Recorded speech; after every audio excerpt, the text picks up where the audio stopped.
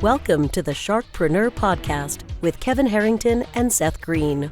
Kevin Harrington is the inventor of the infomercial, one of the original sharks from the hit TV show Shark Tank, and has generated over $5 billion in TV and digital direct response sales.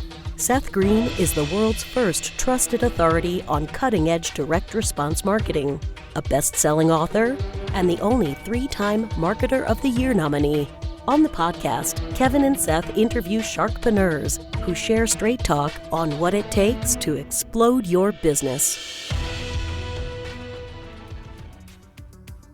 Why do so many businesses struggle while others seem to explode overnight? Do you wish you had the secret to this type of exponential growth? Now, I've scaled more than 20 businesses to over $100 million, and it's not just luck. In my new book with Mark Tim, Mentor to Millions, you'll learn the repeatable framework I use in all my business ventures for massive success. Order at kevinmentor.com and get over $1,000 in bonuses. Head to kevinmentor.com. Welcome to the podcast. This is your co-host, Seth Greene. Today, I've had the good fortune to be joined by Sal Buscemi, the CEO and co-founder of Dandrew Partners, a private family investment office. He's managed money successfully for multiple decades and created multiple platforms into various cross-asset platforms, including Dandrew Partners Encore Ventures, Dandrew Partners Fine Art Enhanced Income Credit Fund, various commercial real estate and special situation direct investment allocations, and a whole bunch of other things we're going to learn about. Sal, thanks so much for joining us. Thank you, Seth. Pleasure and a privilege. Let's go back in time a little bit. How'd you get started?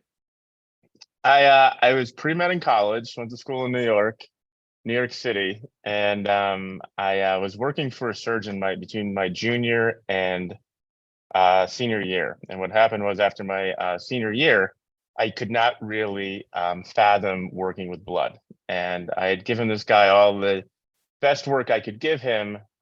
Even though it was an internship, I took it very, very seriously.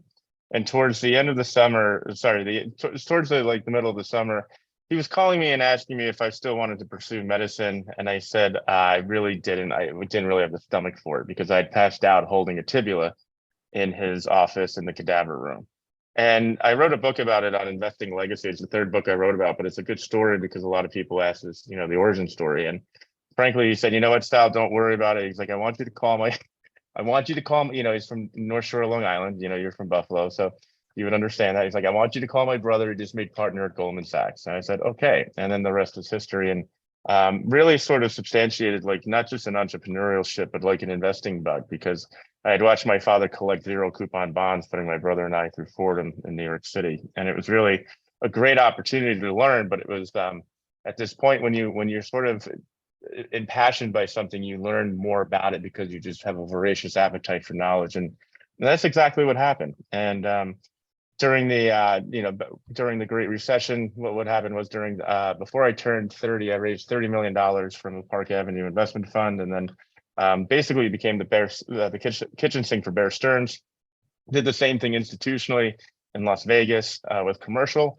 And then afterwards, I found out that there was a lot of opportunities outside of real estate, because I was distressed real estate by training professionally on Wall Street, and it wasn't really making sense that doctors and dentists were outbidding me on certain asset classes that should never be overbid on. And I wound up just firing my guns on some of the families who had invested along me, who were life science companies.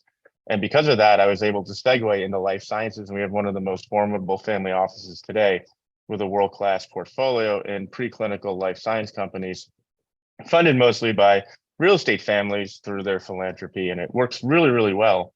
But it's a great opportunity because you learn so much more about the strategicness between families and institutions, and the idiosyncrasies that both of them have. Okay, so the longer version of that story should probably be in a book somewhere. We don't have time to unpack it all. No, not at all. No. You're scratching the surface. Hopefully it's in one of the books. Let's talk about. So if I heard that correctly, you just ditched medicine, went to work in finance. I was never really in medicine, to be honest with you. I had an undergraduate degree in pre-med. I never went to med school. Okay, so you had an epiphany, holding the tibia, and then went into the world of finance. And obviously there's been a whole lot over the last few decades. Yes. Talk a little bit about what led to the formation of Dandrew Partners. There was a lot of, I'll tell you real quick. I went through a personal traumatic episode. I lost my father when I was working at Goldman Sachs at the age of 24, and he was 56. And I said to myself that I wanted to start my first fund before the age of 30, and I did it. But you had to find a good opportunity to do that complemented your core skill set, and that was real estate. And so we were able to parlay into that, and I named the first institutional fund Dandrew Partners, Capital Management. It's just been a nomenclative homage to my grandfather, who was president of the American Hotels Association during the late 50s and early 60s, and worked with Statler and Helmsley and a lot of those guys. And it's something that I do have a smaller balance, little venture fund that invests mostly in life sciences, which is what I was talking about before. However, a lot of it is mostly geared towards real estate, but real estate that we call world-class or statement class real estate. You're not going to see us invest in like class C to B conversions and multifamily or anything. We like class A, light industrial, statement class assets, things that are very, very secure, that have very strong tenants that are richer than our investors. And then you've created some unique innovations, like the Fine Art Enhanced Income Credit Fund. Talk a little bit about that. There was a time I told you where we actually gave money back. I had to give money back because I was being overbid on something by a bunch of doctors and dentists, to be honest with you. And they were using none of their own money. They were basically refinancing it from their homes, or they were getting a signature line. And we have always gravitated towards quality, but I had a lot of opportunities because a lot of people were looking for real estate, but I didn't take their money because it just wasn't a good time. And what we did was we pivoted into someone who I've trusted for a while, and that was in private credit, but not just any private credit, the most priceless collateral, which is ultra fine art. And this is something that's been going on for years between families. And we've allocated towards this one fund called Shinnecock Partners for about 6 years now. And it's a great real estate income replacement. And it allows you to sit on things because of the reason is that he has a liquidity provision in it where you can pull out after a year, but it also pays like a good 6 to 8 right now, inflation adjusted. So, when you go into real estate, real estate is a long-term game. You're married to debt, you're married to covenants, you're married to a lot of other things. But when you're waiting for things to happen in real estate where it's a little more opportunistic and you're getting it at a better basis, this is the route you want to take. And that's worked out very well. And it doesn't confuse our families because there's all sorts of different products out there, but nobody really understands it. And we like working with pedigree people, and all of our CEOs have had multiple exits, whether it's in venture, whether it's in real estate, they've been through at least 2 cycles. Or in the case of Alan Snyder, he's one of the founding fathers of the Discover card. So he knows credit really, really well. Absolutely. So I'm sure you had some type, art experts, and how are you picking what art goes in, and how do you buy enough to fill? That's a good question. So that is something that I don't manage myself. That's just something that we co-manage into the fund itself. And when we talk about it, what we look at, and I'll just be honest, we look at art coming from dealers. Okay, the dealers, we want to make sure, because they have a reputation on the line. And that reputation is important. There's a lot of trust in this business. And we also want to make sure too that whenever we lend on something, that we take possession of it. Possession's 9/10 of the rules. And once we do that, we put it in a bonded warehouse in New York City. It has a little doohickey on it to show if it's been moved or if the temperature changed or anything like that. But it's a fast foreclosure should anything happen with redundant insurance. And that's really the most important part. Now, the part of it that I can't get too deep into it is the provenance. And that's something where you've had a lot of ex-art dealers and people who sit on the board with Alan who go through all of that. And there's databases that go back to it that you subscribe to. I think there are like probably about 60,000 a year. However, that gives you the data going back to Moses as far as it relates to the authenticity and the provenance and the ownership of the artwork. And those are things that people do who are very professional, who've been doing this their entire lives. That makes a lot of sense. Back in 2008, you launched 2 separate distressed credit platforms. Can you talk Correct. A little bit about those? Yeah, the first one was called Dandrew Strategies, and we were buying a lot of whole loans from Bear Stearns. And that was interesting because he really understood at that point that The people who were getting these loans did not have any right to get any sort. I mean, it was just an absolute incredible experience with these people who got these loans for 125%, didn't put any money into it, got new TVs for buying the home, and now we're in foreclosure because they lied on their application. So that was an interesting experience seeing how that whole thing went down. But there was a lot of opportunity there because a lot of people thought that the US housing market was going to eventually grow to the sky, and it didn't. And when the CMBS machine or the RMBS machine stopped, that's when a lot of people had a lot of problems. That's when Bear Stearns hedge fund blew up, and that's when we decided to take action. It took me about 30 doors getting slammed in my face before I found one that took it. And that's where the real magic happened. And that's how that was launched. Afterwards, we saw the same thing happen in Irvine, California, which was ground zero for a lot of this stuff, right? And there was a lot of these hard money funds, mortgage funds out there that were basically raising money, promising you a high return mailbox money, coupons at 10% each month. But they were leveraging their homes in order to get the money to put into it at like a negative amortization rate. So we saw a lot of opportunity in commercial private loans. I actually wrote a book about that called Making the Yield. It was the first book I ever wrote, but it talked about how to be able to make these loans properly and how to run a proper mortgage fund and mortgage pool. It's interesting, that people just throw money into things, Seth, and they think that the highest number is the most smart, right? It's like wine lists. It's like over to the right and down. But really they have no understanding of what risk is. And I think that's where a lot of people got pinched, especially when they were like being private lenders to these commercial operators who didn't have any experience, but these were the lenders of last resort. It was an interesting experience. We made a good chunk of money doing it. It was a lot of work. It was a lot of hands-on work. And, it required me living in Las Vegas for several years. You've been through so many different cycles in different investment classes. What are some of the most important lessons you've learned? Leverage. I mean, we're starting to learn right now that leverage is key. And the reason why we went into life sciences and some of the most prominent families in America who we're fortunate to have invest with us into these deals like it is because it's not indexed towards leverage. Anything today that's indexed towards leverage, especially real estate, is a function of real estate today. And I think if you're looking to invest into things privately held, you want to make sure that they don't have a lot of leverage, especially if they're in like a low barrier to entry industry like tech. Right now, you're starting to see a lot of things in tech sell off. A lot of VCs are going to blow up because they invested in a lot of companies that were founded by not business owners, but coders. And, there was some success there. But when you start increasing interest rates, you find out, as Warren Buffett said, who's been swimming naked. See that in the way of defaults and everything. The reason why we like life sciences, everybody thinks it's risky, but it's really not.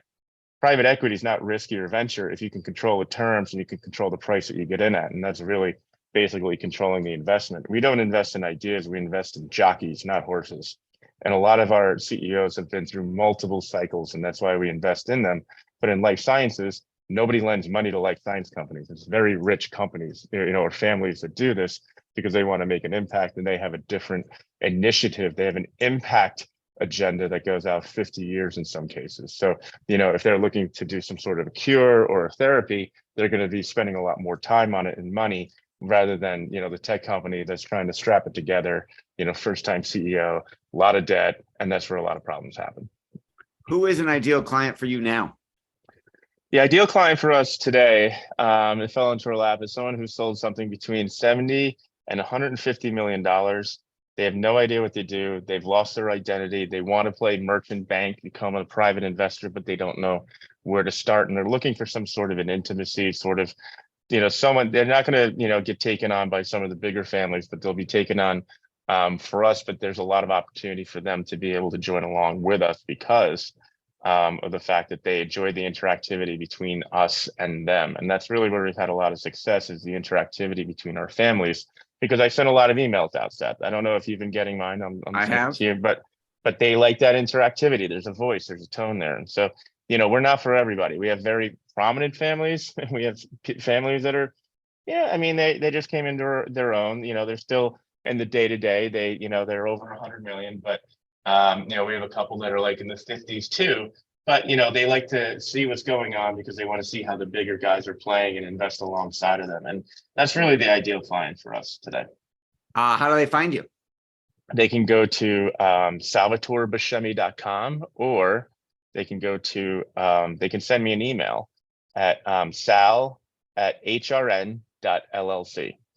And they can, they can send me an email, they can reach out.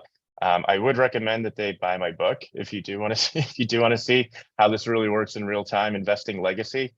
There's a site that you can go to called investinglegacy.com. And if you want to buy the book, it's available on Audible too. All right. With all the success you've achieved for yourself and your clients, what's your biggest challenge now?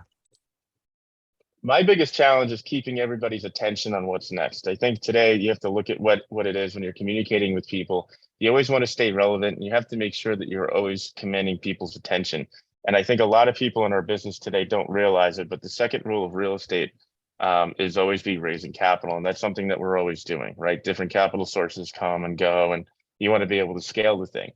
What I am looking to do mostly, and I think is really to make the biggest impact possible, is just being able to scale this a little bit more. And at that point, I think we'll be at 30,000 feet, and we'll be able to have the dexterity to do what we want to do without being too big, without, having to deal with any sort of hindrance that size can bring sometimes in some organizations. Your passion is obvious. What do you like best about what you're doing? I like writing. I like writing to people. I like communicating with people. I call this the Zoom shows all the time. I have a Zoom show today. I have 5 Zoom shows today. I like interacting with people. It's the highest and best use of my time, but it's a lot of fun. I like writing emails out to people. Personally, I like, I'm into fitness and just a very social person, which you have to be in this business. Absolutely. Well, we know your time's incredibly valuable. We greatly appreciate you spending some of it with us. This has been Seth Greene with Salvatore Buscemi. Thank you. Check out salvatorebuscemi.com, investinglegacy.com. Sal, thanks again for joining us. Thank you, sir. I appreciate it, Seth. Thanks everybody for watching or listening. We'll talk to you or see you next time. Do you need money to fund your idea, product, or service? Are you ready to take your business to the next level, but need capital to get it done? Kevin Harrington has heard more than 50,000 pitches and knows how to help you make the perfect pitch to get the funding for your entrepreneurial dream. He's distilled the process down in his perfect pitch cheat sheet, and it's yours for free. Just text PITCH to him right now at 727-888-2100. Text PITCH to 727-888-2100 right now and claim your free perfect pitch cheat sheet. Text PITCH to 727-888-2100 to start funding your dream today. This show has been produced by Market Domination LLC. To discover how you can have your own show completely done for you and turn it into a real published book and become the authority in your marketplace, go to www.marketdominationllc.com/podcast offer.